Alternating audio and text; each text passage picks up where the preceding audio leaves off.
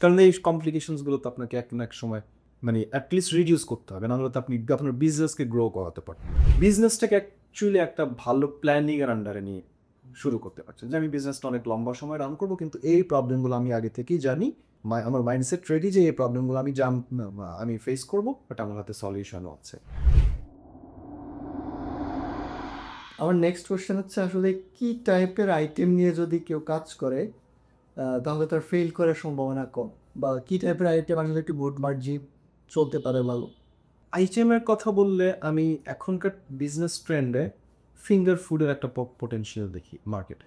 Finger food মানে হচ্ছে আমি খুব ইজিলি খেতে পারবো, হাঁটতে হাঁটতে খেতে পারবো, খুব বেশি হাত ধোয়ার প্যারা নাই, খাবারের পর হাত ক্লিন করার প্যারা নেই, ইত্যাদি ইত্যাদি। আপনি তো তার মানে কাস্টমার নিড নিয়ে আগে অ্যানালিসিস করেছেন, আপনার কাছে ডেটা আছে, দেন তারপর হচ্ছে আপনি ফিঙ্গার ফুডটা আপনি মার্কেটের গ্যাপটাতে কী আছে।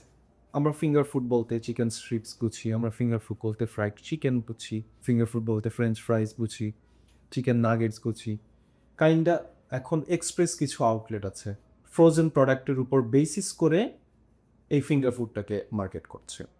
বেশ কিছু বড় বড় চেইন আছে, আপনি আশেপাশেই দেখবেন। এদের বিজনেস স্ট্রেংথ ডিফারেন্ট জায়গায়, কিন্তু এরা প্রোডাক্টটাকে প্রসেস করে ফ্রোজেনে নিয়ে এসছে। এই ফ্রোজেন প্রোডাক্টটাকেই আপনার ফিঙ্গার ফুড হিসেবে ওরা খুব ইজিলি মার্কেট করতে পারছে। ডিস্ট্রিবিউশন যদি আমরা বলি, ডিস্ট্রিবিউশনে নিতে পারছে, কাস্টমারদের জন্য এডিবেলে একটা কনভিনিয়েন্স অ্যাড করছে।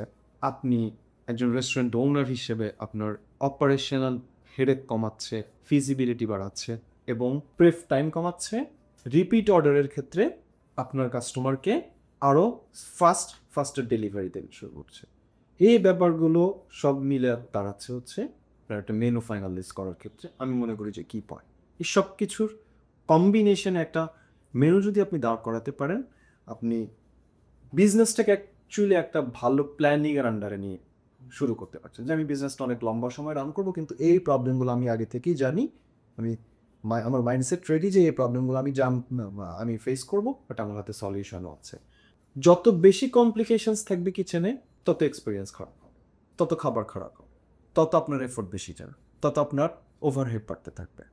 কারণ এই কমপ্লিকেশনসগুলো তো আপনাকে এক না এক সময় মানে অ্যাটলিস্ট রিডিউস করতে হবে, নাহলে তো আপনি আপনার বিজনেসকে গ্রো করাতে পারবেন না। যদিও বিজনেসটা ছোটো করে আমরা স্টার্ট করছি, তো অ্যাকচুয়ালি বিজনেসটা গ্রোথের দিকে নিতে হবে। আদারওয়াইজ তো আমরা নিশ্চয়ই বিজনেসম্যান হিসেবে ভালো করতে পারবো না। আমরা একজন দোকানদার একটা সিঙ্গেল আউটলেট নিয়ে চেইন দাও করানোর ক্ষেত্রে আমাদের সুযোগ।